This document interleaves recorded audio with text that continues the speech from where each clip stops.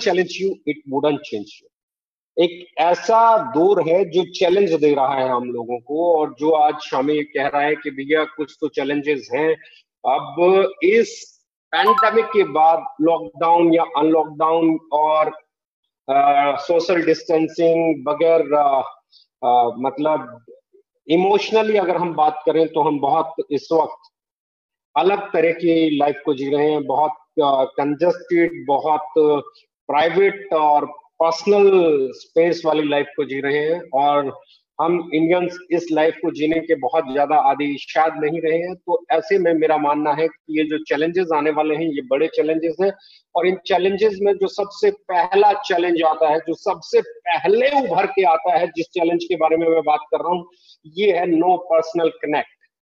इस दौरान में पर्सनल कनेक्ट कुछ भी नहीं है। आप नो फिजिकल सेमिनार्स, आप फिजिकल सेमिनार नहीं कर पा रहे हैं, no physical counselling sessions, no physical training programmes, no one to one meetings. ऐसे में आपकी 6 फीट की दूरी, 3 फीट की दूरी, 2 गज की दूरी, और मुंह पे मास्क और हाथों में सैनिटाइजर, ये बहुत आम बात हो गई है। ऐसे में एक चीज जो है वो बहुत बड़ी हमारी डायरेक्ट सेलिंग में जो सबसे बड़ा हथियार माना जाता था, जिसे हम इमोशनल कनेक्ट, पर्सनल कनेक्ट कहते थे, हम लोग सेमिनार करते थे, हम लोग फिजिकल काउंसलिंग की बात करते थे, हम लोग फिजिकल ट्रेनिंग आंखों में आंखें डाल के और जो सीखने और सिखाने की बातें थी उसकी बात करते थे। जब हम बातें करते थे कि हम एक ऐसी ट्रेनिंग प्रोग्राम कर सकते थे जिसमें हम आमने सामने बैठ के इमोशनली चीजों को ज्यादा समझ सकते थे, क्योंकि डिजिटल पे आप चीजें वही रहेंगी, लेकिन आपके इमोशंस आप मैन टू मैन मार्किंग जिसे कहते हैं वो नहीं कर सकते हैं। आप वन टू वन मीटिंग्स में नहीं है। आप अगर कोई डिस्प्यूट हो जाता है, अगर कोई रिफ्ट्स क्रिएट हो जाती हैं, तो आप उसको सॉल्यूशन देने की पोजीशन में नहीं होते हैं, क्योंकि बहुत सारी चीजें फोन पे नहीं ठीक होती हैं, सामने बैठ के ठीक हो जाती हैं। और मैं फिर कहना चाहता हूं, अगर हम सुशांत वाली बात को भी देखें, सुशांत सिंह राजपूत वाली, तो वहां पे भी हमें एक चीज समझ में आता है कि फोन काम नहीं आता है, उस समय काम आता है आपके साथ फोन है। द सेम वे जैसे मैं कहता हूँ इमोशनली आप डिमोरलाइज होते हैं, आपका बिजनेस बहुत अच्छा नहीं चलता, आप डिमोरलाइज होते हैं, देयर शुड बी समवन जो कहता है yes I am with you, right. तो ऐसे चैलेंजेस लाइफ में आते हैं ऐसे दौर में, क्योंकि सब लोग एक रूम में हो, और इस दौरान मैंने बहुत अच्छी और बहुत बुरी घटनाएं आप लोगों ने भी बहुत पढ़ी होंगी, आप लोगों ने भी बहुत देखी होंगी, मैंने भी बहुत पढ़ी, बहुत देखी, बहुत सुनी, बहुत टीवी पे देखा। तो ऐसे में एक जो बड़ा चैलेंज सामने आता है, वो बड़ा चैलेंज ये है कि हम लोग पर्सनल कनेक्ट से दूर हो जाते हैं। हम लोग ना फिजिकल सेमिनार कर सकते हैं, ना फिजिकल काउंसलिंग कर सकते हैं, ना वन टू वन मीटिंग कर सकते हैं, ना ट्रेनिंग प्रोग्राम कर सकते हैं, ना वन टू वन प्लान पे जा सकते हैं। यानी कि यहाँ पे अब हमारे पास बहुत सारी चीजें हैं नए तरीके से जिन्हें हमें अपनाने की जरूरत है। पहला चैलेंज, जिन चीजों के लिए हम मास्टर्स होते थे, जिन चीजों के लिए हम एक्सपर्ट माने जाते थे, हम नहीं, कोई भी डायरेक्ट सेलर जिस तरीके से उसका काम करने का जो तरीका और मेथड होता था, अब वो तरीका उतना इफेक्टिवली आप अप्लाई नहीं कर सकते हैं। अब वो चीजें आप नहीं कर पा रहे हैं, अब वो चीजें आप नहीं प्रैक्टिस में ला पा रहे हैं जिन चीजों के सहारे आपने हमेशा बिजनेस किया। फिजिकल सेमिनार्स हुए, ट्रेनिंग्स हुए, वेबिनार, अब सेमिनार की जगह वेबिनार आ गया है। बहुत बड़ा चैलेंज है, बहुत बड़ा चेंज है। यानी कि एक जो सबसे बड़ा है नो पर्सनल कनेक्ट, एक सबसे बड़ा जो चैलेंज इस वक्त है, एक जो सबसे बड़ा, अगर मैं बात करूं इस दौर का जो सबसे बड़ा चैलेंज है, वो ये है कि अब आपको बिजनेस करना है बगैर पर्सनल कनेक्ट के, बगैर फिजिकल सेमिनार्स के, बगैर फिजिकल काउंसलिंग के, बगैर फिजिकल ट्रेनिंग प्रोग्राम्स के, बगैर one to one live meetings के। तो मतलब आप आमने सामने बैठ के अब नहीं कर सकते, अब आपको मास्क लगा के रहना है, अब आपको बहुत सारे ऐसे बदलाव लेके आने हैं जिन चीजों के साथ हमें काम करने की आदत नहीं थी। पहला चैलेंज जो कि बहुत है। दूसरा चैलेंज जो सबसे बड़ा चैलेंज है, मैं आज फिर बता रहा हूं, अनसेंसर्ड सोशल मीडिया। दूसरा जो सबसे बड़ा है इंडिया के अंदर, अनसेंसर्ड सोशल मीडिया है। यानी कि social media false and true क्या है हम लोग कुछ नहीं पहचान सकते। और ऐसे दौर में जो सबसे बड़ा चैलेंज आता है वो ये आता है कि अनसक्सेसफुल लोग ज्यादा प्रभाव जमाने की कोशिश करते हैं। ऐसे में ऐसी चीजें आती हैं जो नेगेटिव एनर्जीज हैं, जो नेगेटिव ब्रेन्स हैं, जो फेलियर काइंड ऑफ लोग हैं वो ज्यादा एक्टिव हो जाते हैं, क्योंकि उनके पास काम नहीं होता है, उनके पास सेल नहीं होती है, उनके पास और ये मैं एक एक की बात नहीं कर रहा हूं, मैं ये ओवरऑल बात कर रहा हूँ। ये मैं बात कर रहा हूँ पूरी इंडस्ट्री की। तो ऐसे में क्या होता है, जो लोग कभी अपने आप को प्रेजेंट नहीं कर पाए थे, जो कभी अचीवर नहीं बन पाए थे, जो कभी अपने बिजनेस को कर नहीं पाए थे, वो भी अपनी बातों को सोशल मीडिया की तरफ रखते हैं, क्योंकि आज ऑलमोस्ट हर आदमी सोशल मीडिया पे है। हम जैसे बहुत सारे लोग अपनी किसी न किसी ऑनलाइन मीटिंग के जरिए ट्रेनिंग कर रहे होते हैं, सेमिनार कर रहे होते हैं, तो बहुत सारे लोग अनसेंसर्ड सोशल मीडिया का बेनिफिट उठाते हुए वेबसाइट पे कुछ भी आपके बारे में बोल सकते हैं, लिख सकते हैं, और ये सभी कंपनियां इस दौर में सब मैक्सिमम कंपनीज इसको फेस करेंगी। शायद ही कोई कंपनी बचेगी जिसको ऐसे लोगों से दो चार नहीं होना पड़ेगा, क्योंकि जितना डिजिटलाइजेशन आएगा वहां पे अनसेंसर्ड सोशल मीडिया के कारण आप यही नहीं समझ पाएंगे कौन सही बोल रहा है कौन गलत बोल रहा है। आपकी जजमेंट जो है वो अलग तरीके से जाएगी, ज्यादा लोग कंफ्यूज हो सकते हैं, ज्यादा anyone can see anything, difficult to verify. मैं फिर बोल रहा हूँ, ये बहुत बड़ा चैलेंज है। ये सबसे बड़ा चैलेंज है, क्योंकि अब इसको भी अगर हमें पार पाना है तो हमें एक चीज को समझना पड़ेगा। इस चैलेंज से पार पाने के लिए हमें पहली जो चीज करनी पड़ेगी, वो चीज क्या करनी पड़ेगी, हमें करना पड़ेगा क्या जो आदमी लिख रहा है वो आदमी की ऑथेंटिसिटी क्या है। Before checking the authenticity of anything, we have to check the authenticity of that person. क्या वो आदमी बोल रहा है, उसकी ऑथेंटिसिटी क्या है, उसका बोलने के पीछे का रीजन क्या है, विजन क्या है, मिशन क्या है। आपको उसकी साइकोलॉजी को समझना होगा, और जब आप ये समझ पाएंगे तो इस जो अनसेंसर्ड सोशल मीडिया का चैलेंज आने वाला है पूरी इंडस्ट्री को, उसको आप हैंडल कर पाएंगे। राइट, ये बहुत बड़ा है।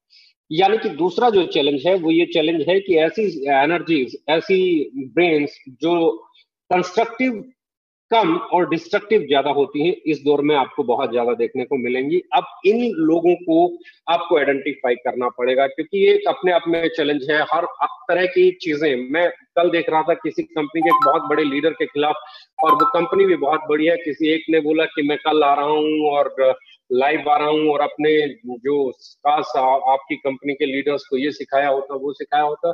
फिर किसी और कंपनी के बारे में, फिर किसी और कंपनी के बारे में, फिर किसी और कंपनी के बारे में। कल मैं अनसेंसर्ड सोशल मीडिया की वो नेगेटिव एनर्जी चेक कर रहा था, क्योंकि जब ट्रेनिंग बनानी होती है तो आपको पूरा चेक करना होता है। तो कल मुझे कोई ऐसी कंपनी नहीं मिली सोशल मीडिया पे जिसके खिलाफ कोई ना कोई आवाज नहीं बन रहा हो। और जैसे मैं उसको चेक कर रहा था कि वो बंदा कौन है, तो मैक्सिमम फेक आईडीज थी, मैक्सिमम वो छोटी छोटी आईडीज थी जिनके ज्यादा फॉलोअर्स नहीं थे। कुछ लोग इस दौर में अपने सोशल मीडिया को, यानी कि अपने यूट्यूब चैनल को चलाने के लिए भी ऐसी कंट्रोडिक्टरी या कंट्रोवर्सी वाली पॉलिसीज को अपना के आगे बढ़ेंगे। यानी कि जो सबसे बड़ा चैलेंज होने वाला है वो अनसेंसर्ड सोशल मीडिया होने वाला है। यहाँ पे हमें ऑथेंटिसिटी के लिए जाना है। तो ये हर आदमी को इसे इसे डील करना सीखना पड़ेगा, क्योंकि ये सबसे बड़ा चैलेंज है।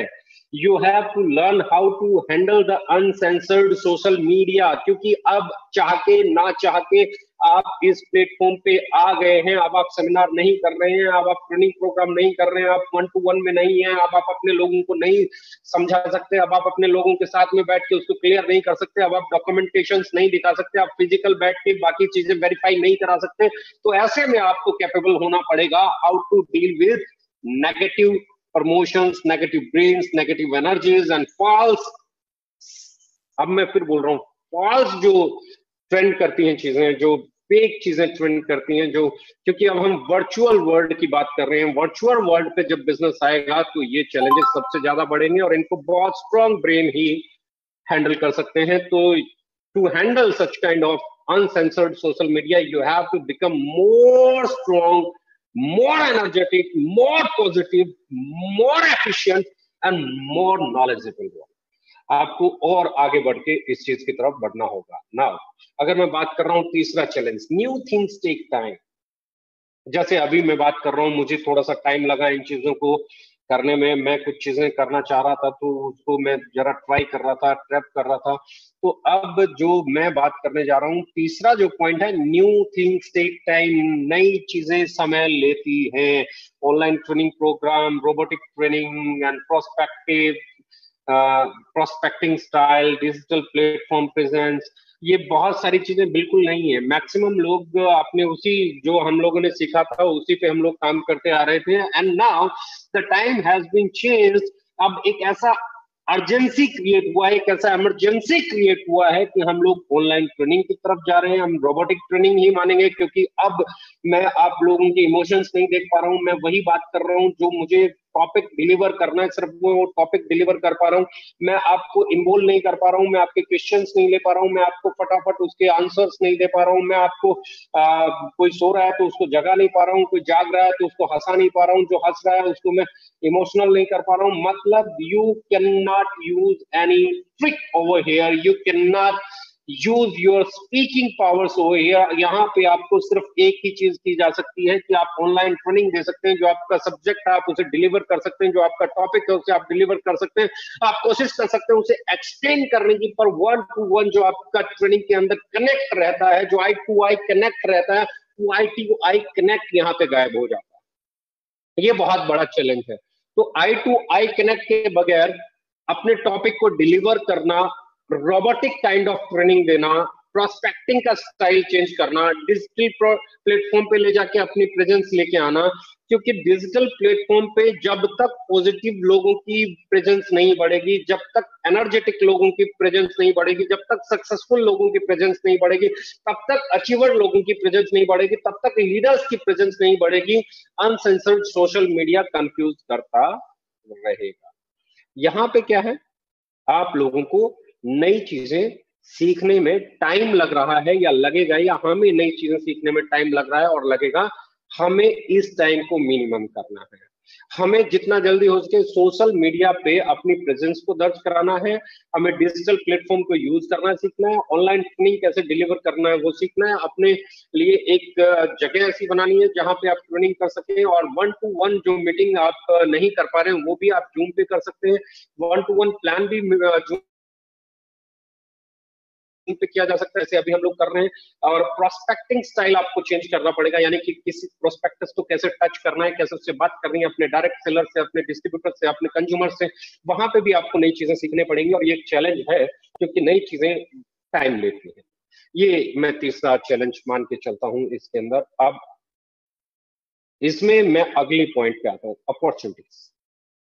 चैलेंजेस तो आ गए। चैलेंजेस की अगर हम बात करें तो चैलेंजेस बहुत सारे हैं। पहला, फिजिकल सेमिनार नहीं हो रहे हैं, फिजिकल काउंसलिंग सेशंस नहीं हो रहे हैं, नो फिजिकल ट्रेनिंग प्रोग्राम्स हो रहे हैं, no one to one meetings हो रही है। तो ऐसे में अपनी टीम को आप कैसे सेल्स डेवलप कराएं, ऐसे में आप अपनी टीम से कैसे बिजनेस को इंक्रीज करें, ऐसे में आप कैसे अपनी टीम के साथ इमोशनल कनेक्ट कर पाए, ऐसे में आप कैसे अपनी टीम को अपने टच में रख पाए, ऐसे में कैसे कितने आपको कॉल्स करने पड़ सकते हैं, कितने आपको जूम मीटिंग्स लेनी पड़ सकती हैं, कितनी आप गूगल मीटिंग्स पे जा सकते हो, कितनी आप गो टू मीटिंग्स पे जा सकते हो, कितने ज्यादा आप अपनी टीम के साथ कनेक्ट हो सकते हो, कितना जल्दी उस टीम को इस प्लेटफॉर्म के जरिए आप स्किलफुल बना सकते हो। क्योंकि अब आपको स्किलफुल होने की साथ साथ में एक नई चीज जो मैं लेके आ रहा हूँ, सेल्फ वैल्यू एडिशन। इसकी पहली अपॉर्चुनिटी जो है इस हार्ड टाइम की, इस पैंडेमिक की,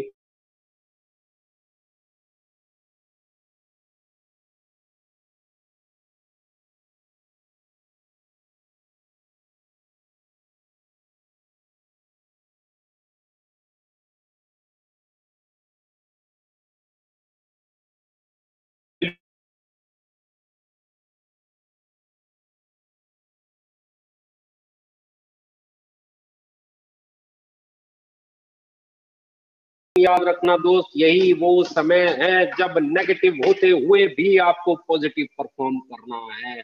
जो नेगेटिव होके भी पॉजिटिव परफॉर्म करने की ताकत रखते हैं वही बेहतर बनते हैं, वही वर्स्ट से वर्स्ट सिचुएशन में खड़े हो जाते हैं, वही बुरे से बुरे समय में निखर के आते हैं, और वही जब उनका समय अच्छा आता है तो इतिहास बना डालते हैं। क्योंकि आपको नेगेटिव होने की इजाजत है, नेगेटिव करने की इजाजत नहीं है। Stay positive even in the negative circumstances. Stay positive even when the negativities are knocking your brain. जब बुरे से बुरी स्थिति में नेगेटिविटी आपके ब्रेन को ठक ठक ठक ठक ठक ठक ठक ठक करके अपना घर बनाने की सोचे, तब भी आपको पॉजिटिव रहना है। और दोस्त, यही हार्ड टाइम आपको और मुझे सिखाता है। यही वो समय है जब हम बेहतर प्लेयर हो सकते हैं। यही वो समय है जब दो ही चीजें हैं, मैं हमेशा कहता हूं। अब ये हम पे डिपेंड करता है कि हमें टूटना है या तोड़ डालना है। टूट जाएंगे आप अगर नेगेटिविटी घर कर गई। नेगेटिव होते हुए भी पॉजिटिव अगर आप रहे तो आप नेगेटिविटी को तोड़ डालेंगे और पॉजिटिविटी को अट्रैक्ट करेंगे। राइट। अब रूल करने का एक ही तरीका है कि वर्स्ट से वर्स्ट सिचुएशन में सरवाइव करना आना चाहिए, बैड सिचुएशन में वर्ल्ड को जीतना आना चाहिए, और जब आपका समय चले तो आपको रूल करना आना चाहिए। नाउ नंबर 4, लो कंपटीशन। एक अपॉर्चुनिटी और भी है, क्योंकि लो कंपटीशन हो जाएगा। हर आदमी अपने आप को अपडेट नहीं करेगा, हर आदमी नए सांचे में खुद को नहीं डालेगा, हर एक आदमी आगे बढ़ के अपने अंदर बदलाव नहीं लाएगा। कुछ लोग होंगे जो सोचते रहेंगे मुझे सब कुछ आता है, मैं सब कुछ जानता हूं। कुछ लोग होंगे जो अनसेंसर्ड सोशल मीडिया के शिकार हो जाएंगे। कुछ लोग होंगे जो 1-to-1 मीटिंग नहीं कर पाने का रोना रोएंगे। कुछ लोग होंगे जो सेमिनार नहीं हो पाने का रोना रोएंगे। कुछ लोग होंगे जो अपने आप को मोटिवेट नहीं रख पाएंगे, अपनी टीम को मोटिवेट नहीं कर पाएंगे। कुछ लोग होंगे जो ये कहेंगे कि मैं तो मूव नहीं कर पा रहा इसलिए सेल नहीं कर पा रहा। कुछ लोग होंगे जो नए तरीके से बिजनेस करने के स्किल्स को नहीं सीखेंगे। तो ऐसे में इंडस्ट्री में कंपटीशन कम हो सकता है। तो ये एक अपॉर्चुनिटी है। Leader will think again. मैं फिर बोल रहा हूं, ऐसे में बहुत सारे लोग इधर से उधर, उधर से उधर, ओके लाइफ केयर से कहीं, कहीं से ओके लाइफ केयर में, वहां से यहाँ, यहाँ से वहां, वहां से वहां, क्योंकि जो जहां काम कर रहा है उसे लगेगा कि तुम सक्सेसफुल नहीं हो पा रहे हो। चाहे वो हमारे यहाँ हो, चाहे वो किसी भी कंपनी में हो, चाहे वो वर्ल्ड के नंबर 1 में हो, इंडिया के नंबर 1 में हो, 2 में हो, 3 में हो, 4 में, 5 में, 6 में, 7 में, 8 में, 9 में, 10 में, कोई फर्क नहीं पड़ता।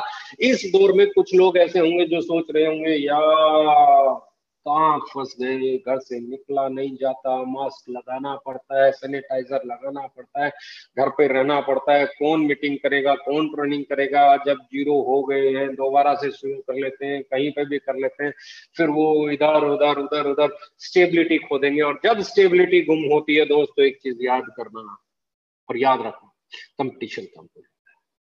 जो लोग स्टेबल हैं, जो लोग मजबूत हैं, जो लोग टिके हुए हैं, जो लोग खुद को अपडेट कर रहे हैं, जो लोग नई चीजें सीख रहे हैं, जो नई चीजें इंप्लीमेंट कर रहे हैं, वो लोग बड़े हो जाएंगे।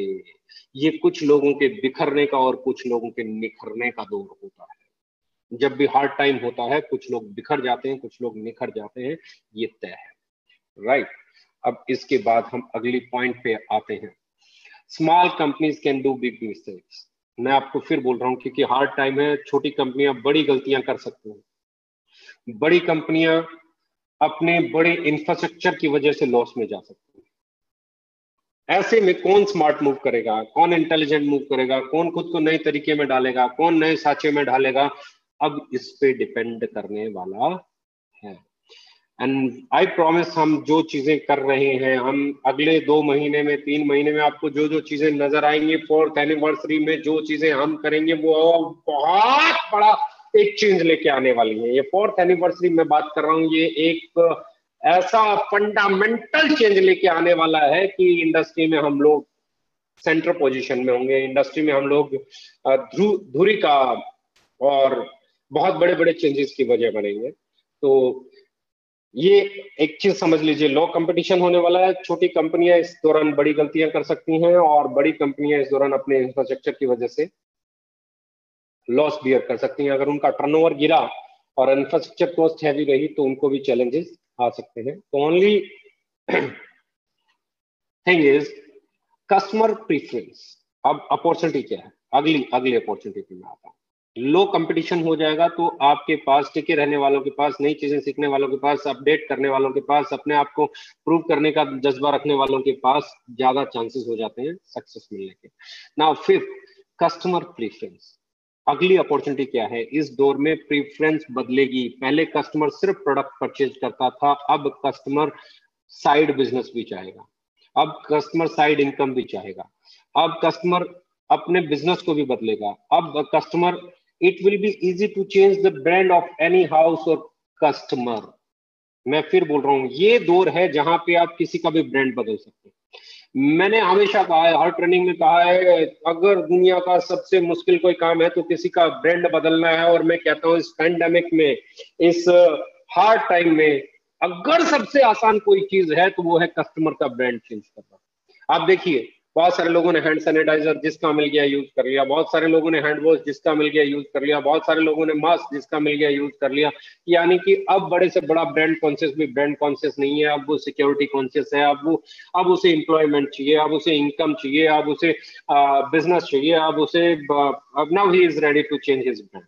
तो ऐसे में जो कस्टमर की प्रेफरेंस है वो सिर्फ प्रोडक्ट तक ना सीमित रह के अब बिजनेस की तरफ भी बढ़ेगी। अब डायरेक्ट सेलिंग की एक्सेप्टेंस बढ़ेगी। अब वो साइड बिजनेस के तौर पे, मैन बिजनेस के तौर पे, फुल टाइम बिजनेस के तौर पे, पार्ट टाइम बिजनेस के तौर पे, साइड इनकम के तौर पे, अच्छी इनकम के तौर पे, कुछ इनकम के तौर पे, सिक्योरिटी के तौर पे। मतलब इस दौर में भी आप जो हमारे लीडर्स के या इंडस्ट्री के डायरेक्ट सेलर्स की जो इनकम है उसको देख के अब तय है कि लोगों की जो कस्टमर्स हैं इंडिया में, जो आम आदमी है जो अपनी जॉब कर रहा है और किसी भी किराने की दुकान से माल खरीद रहा है, अब वो चाहेगा कि कोई ऐसा बिजनेस करे जिस बिजनेस से उसकी इनकम बढ़े या स्टेबल हो या आती रहे। तो अब ये दौर है, ये अपॉर्चुनिटी टाइम है कि आप उसका ब्रांड बदल सकते हैं। अब उसे समझ में आएगा कि बड़े से बड़े रिसेशन में चुके हैं। अब एक बड़ा बदलाव आएगा। अब लोग हेल्थ केयर को, हेल्थ अवेयरनेस पे जाएंगे। अब लोग अपनी इम्यूनिटी का ख्याल रखेंगे, क्योंकि आज एक वायरस आया, कल पता नहीं कैसा आएगा, उसके बाद पता नहीं कैसा आएगा, उसके बाद पता नहीं कैसा आएगा, कितने वायरसेस आएंगे, कौन कौन वायरस फैलाएगा, किस किस कंट्री से आएगा, किस किस भांति का आएगा।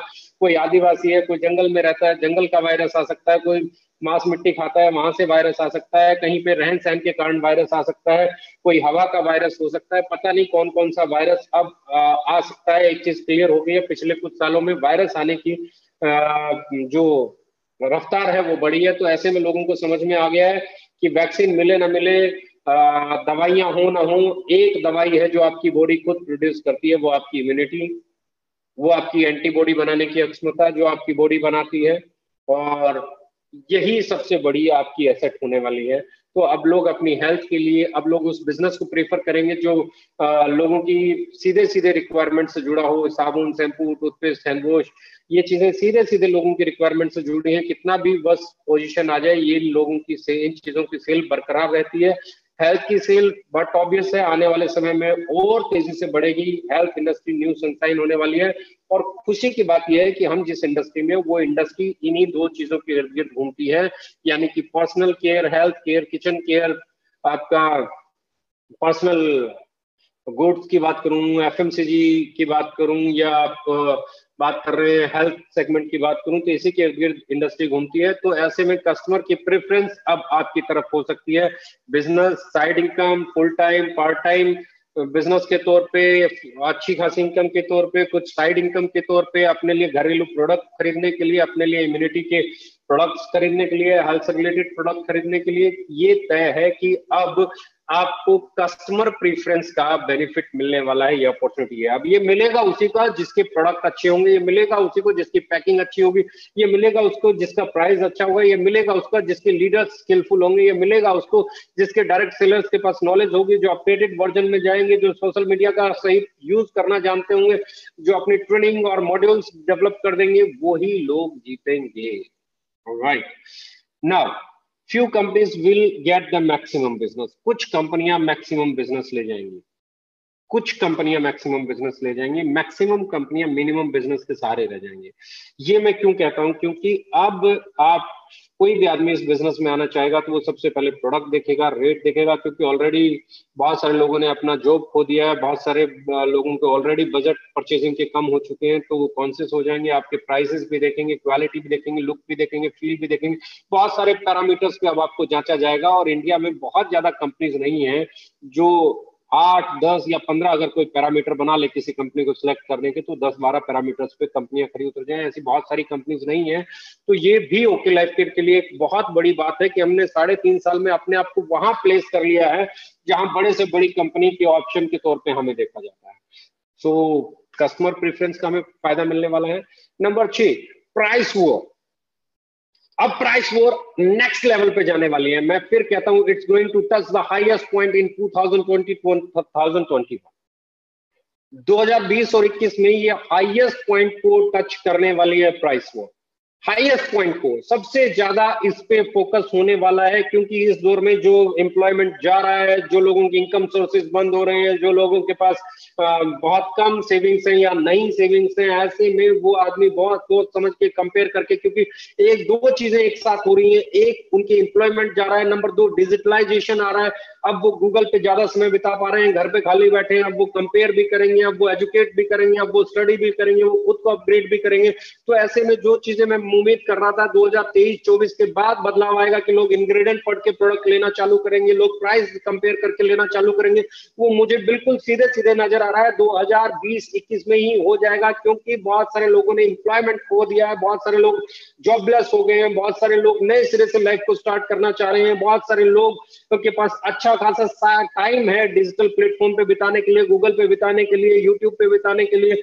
बहुत सारे लोगों के पास बहुत सारा समय है नई चीजों को स्टडी करने के लिए। तो ऐसे में बट ऑब्वियस है अब उनका एनालाइज करने का तरीका कहीं बेहतर होने वाला है, और ऐसे में प्राइस वॉर बहुत बड़ा रोल प्ले करने वाली है, इसे आप समझ लीजिए, क्योंकि लोगों के पास जब समय है वो बाहर जा ही नहीं रहे हैं, वो बाहर जाके खरीद ही नहीं रहे हैं, वो किसी भी काउंटर से कुछ भी मांग ही नहीं रहे हैं, अब वो घर पे बैठ के ऑर्डर करना चाहते हैं। तो अब उनके पास समय भी है, वो उनके साथ उनकी वाइफ भी बैठी है, बच्चे भी बैठे हैं, अब बच्चों के पास भी समय है, और उनके पास कुछ समय है, वो गूगल करेंगे और इंग्रेडिएंट पढ़ेंगे और इंग्रेडिएंट कंपेयर करके बोलेंगे कि ये नहीं, इतने पैसे में ये मिलता है।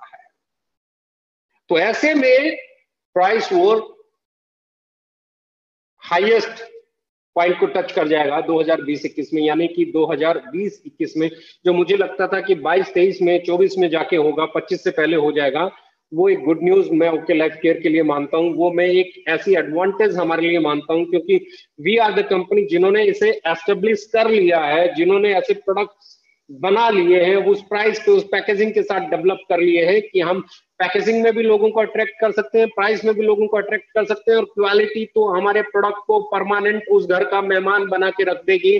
तो ऐसे में सबसे बड़ा प्राइस वॉर का बेनिफिट जाता हुआ मुझे दिखाई दे रहा है अपनी कंपनी के खाते में, यानी कि ओके लाइफ केयर। तो गेट मोटिवेटेड, आप तैयार हो जाइए। आप लोग मान लीजिए 2021-22 जो काम हम 23-24 में जाके करते, वो काम हम 2020-21 में करने की पोजीशन में आ जाएंगे। Right, next, targeted nutrition. अब ये 5 गोली खा लो, ये 6 गोली खा लो, ये 7 गोली खा लो, ये 8 गोली खा लो, ये 10 खा लो, कुछ दिन ये खा लो, कुछ दिन वो खा लो, ये खा लो, इससे ये ठीक हो जाएगा, उससे वो ठीक हो जाएगा, वो टाइम जाने वाला है, क्योंकि अब लोगों के पास चीजें समझने के लिए समय है, अब लोग घर पे रह रहे हैं, अब लोग खुद को अपडेटेड कर रहे हैं। तो ऐसे में eat anything will be replaced by eat the right and required thing. अब कुछ भी खा लो नहीं सर, अब इस वक्त अगर आप बात करेंगे तो सबसे ज्यादा अगर कोई प्रोडक्ट बिक रहा होगा तो i3 बिक रहा होगा, गिलोय बिक रहा होगा, कुर्क्यूमिन जिंजर बिक रहा होगा, हल्दी जिंजर बिक रहा होगा, आपका पाइपरिन बिक रहा होगा, ये अश्वगंधा इस वक्त KSM 66 बहुत ज्यादा बिक रहा है। रीजन, अब इम्यूनिटी की बात चल रही है, अब बात चल रही है इम्यूनिटी की, ब्रेन हेल्थ की बात मैं आपको बता रहा हूँ, ये दौर में सबसे ज्यादा अगर किसी प्रोडक्ट की जरूरत है इम्यूनिटी बूस्टर के बाद, इम्यूनिटी बूस्टर के बाद अगर किसी प्रोडक्ट की सबसे ज्यादा जरूरत है तो वो है ब्रेन फ्यूल। रीजन, क्योंकि इस वक्त इतना पैनिक है, इतना पैनिक है, इतना स्ट्रेस्ड एनवायरमेंट है कि किसी को ये भरोसा ही नहीं है कब किसके साथ क्या हो जाए। एंजाइटी है, और एंजाइटी भी एक्सट्रीम लेवल पे है। तो ऐसे में आपको अपनी ब्रेन हेल्थ को बहुत स्ट्रॉन्ग रखने की जरूरत है। तो ब्रेन फ्यूल उसमें आपको बहुत सपोर्टिव हो सकता है। अपने आप को एंजाइटी से बाहर रखने के लिए अच्छी बुक्स पढ़ना बहुत जरूरी है, पॉजिटिव न्यूज पढ़ना बहुत जरूरी है, नेगेटिव न्यूज कहीं पे चल रही है, स्प्रेड हो रही है, उनसे बचना बहुत जरूरी है। तो टारगेटेड न्यूट्रिशन का टाइम आने वाला है। कॉमन न्यूट्रिशन, नॉर्मल न्यूट्रिशन से आप इंडस्ट्री बाहर निकलने वाली है। और दूसरी चीज मैं बोल रहा हूँ लीवर हेल्थ का प्रोडक्ट का भी, क्योंकि मैं हमेशा कहता हूँ your liver is your second brain.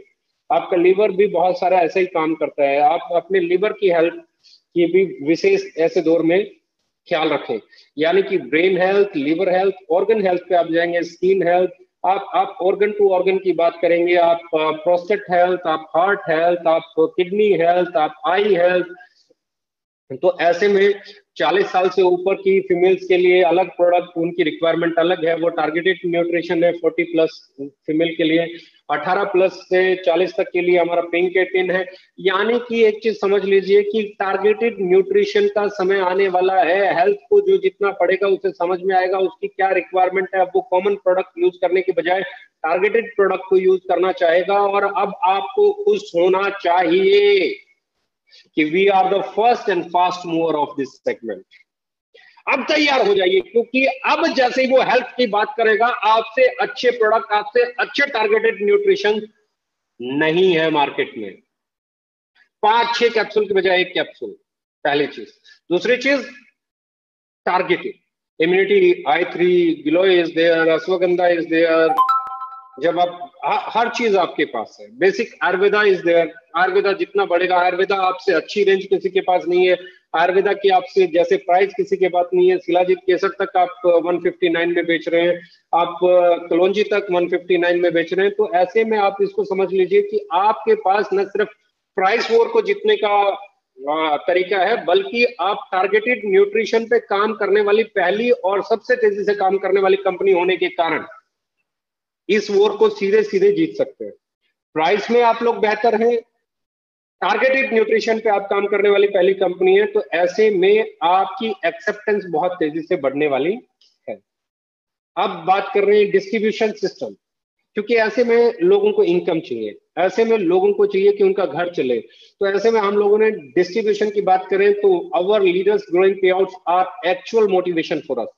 हमारे लिए हमारे लीडर्स के जो बढ़ते हुए पे आउट है ना, वही सबसे बड़ा मोटिवेट करते हैं हमें। हम और बेहतर करें और बेहतर करें और बेहतर करें। हमारा एजेंडा हमेशा एक ही रहता है कि हमारे साथ काम करने वाले डायरेक्ट सेलर्स की लाइफ में पॉजिटिविटी आए, उनके घर चलने लायक उनको इनकम जाए, उनकी इनकम क्या थोड़ी थोड़ी थोड़ी थोड़ी ही भले लेकिन बढ़ती रहे, ग्रोइंग पे आउट्स हो। और उसी को लेके हम लोग पूरी पॉलिसीज बनाते हैं। अगर आप किसी ने पिछले महीने में एक एक्टिव बोनस पॉइंट भी किया होगा, तो भले ही 340 समथिंग की उसकी एक्टिव बोनस की पॉइंट गई होगी, पर लगभग 120 रुपए का उसको सीआरएफ गया है।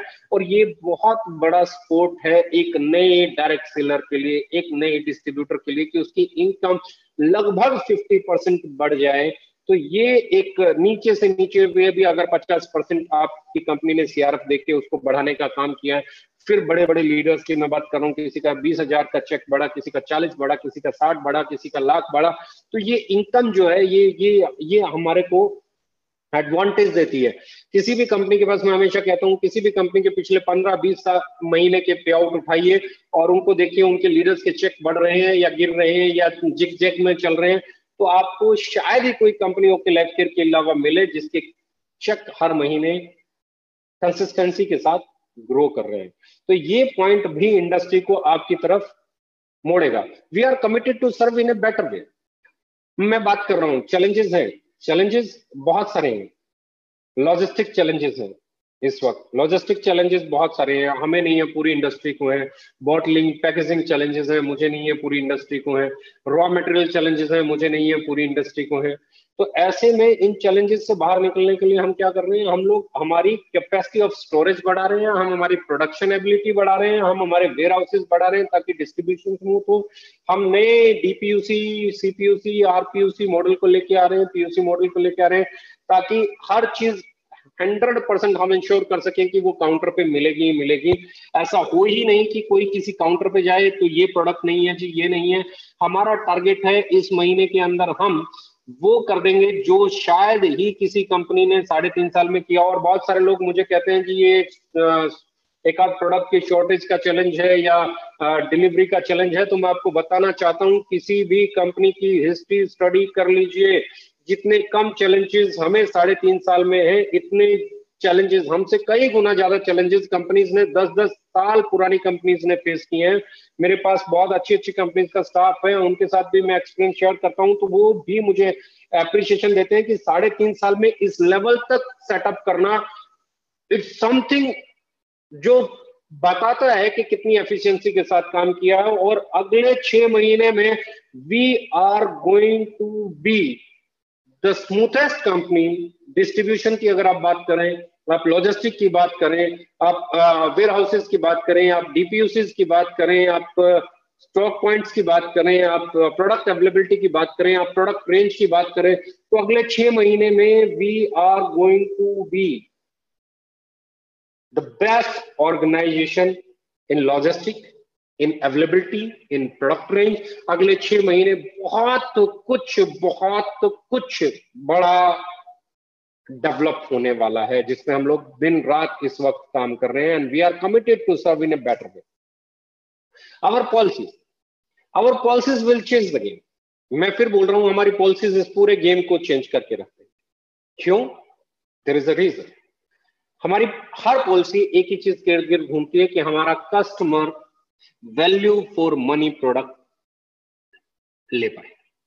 हमारे कस्टमर को जो पैसा पे कर रहा है, उस पैसे के बदले में बेहतरीन से बेहतरीन प्रोडक्ट वो ले पाए, ताकि उस प्रोडक्ट को यूज करने के बाद उसकी जो फीलिंग है, उसकी जो इंटरनल फीलिंग है, वो पहली फीलिंग यार मैंने सही फैसला लिया। जब आपका कस्टमर ये बोलता है ना मैंने सही फैसला लिया, जब आपका कंज्यूमर ये बोलता है ना मैंने सही फैसला लिया, तो आप ये समझ लीजिए आपकी सेल को अब कोई रोक नहीं सकता, क्योंकि अब आपके पास एक चीज है, वो है लॉयल कस्टमर। अब आपके पास एक चीज है, वो है रीपरचेज करने वाला कस्टमर। अब आपके पास एक चीज है, हर महीने आने वाली सेल। तो पहली पॉलिसी हमारी जो रहती है किसी भी प्रोडक्ट को बनाते हुए, वो ये रहती है कि वैल्यू फॉर मनी डिलीवर करना है, अच्छी पैकिंग देनी है, अच्छा लुक देना है, अच्छा फील देना है, इनोवेटिव प्रोडक्ट्स भी देने हैं, लोकल प्रोडक्ट्स भी देने हैं। और अब अगली बात जो मैं करने जा रहा हूं, वो मैं कहने जा रहा हूं कि हमारी डायरेक्ट सेलिंग इंडस्ट्री के जो 20 सबसे बेहतरीन प्रोडक्ट माने जाते हैं, कोई भी कंपनी उसे बेच रही है, हम अगले 6 महीने में वो 20 के 20 प्रोडक्ट ओके लाइफ केयर में देने के लिए कमिटेड हैं और देने जा रहे हैं।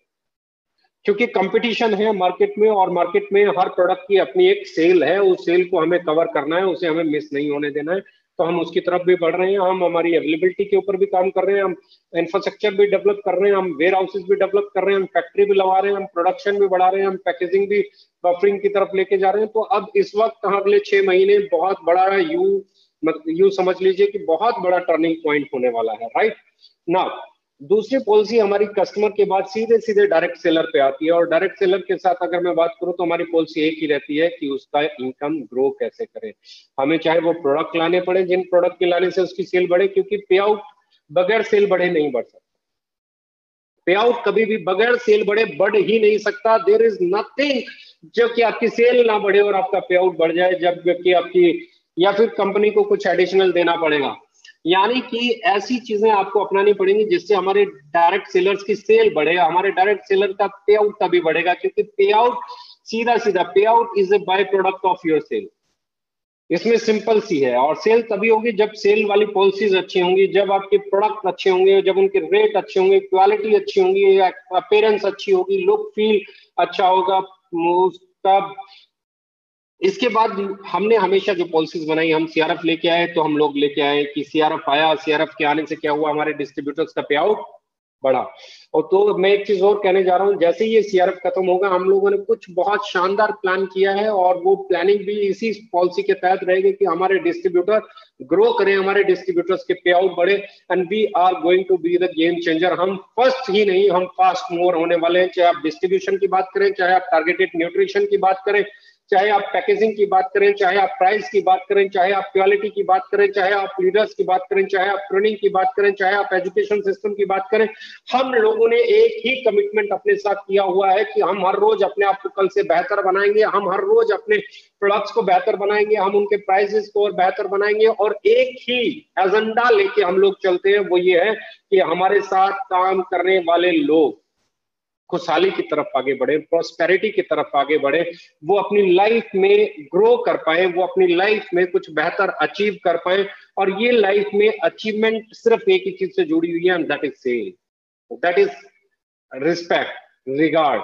आपकी सेल भी बढ़े, आपका रिस्पेक्ट भी बढ़े, रिगार्ड भी बढ़े, इनकम भी बढ़े, तो लाइफ बेहतर हो सकती है। राइट तो ऐसे में इन चीजों के लिए मैं फिर कहना चाहता हूं, फिर दोहराना चाहता हूं कि हम लोग तैयार हैं, और आप सब ने हमारे साथ काम किया, इसके लिए हम आपके आभारी हैं। अब मैं आपके लिए 15 से 20 मिनट का एक ब्रेक दे रहा हूं। इस ब्रेक में आप लोग अपने लिए चाय कॉफी जो आप लेना चाहें ले सकते हैं। उसके बाद 15 मिनट के बाद हम फिर से इसी मीटिंग को स्टार्ट करेंगे। तो thank you very much, all the best.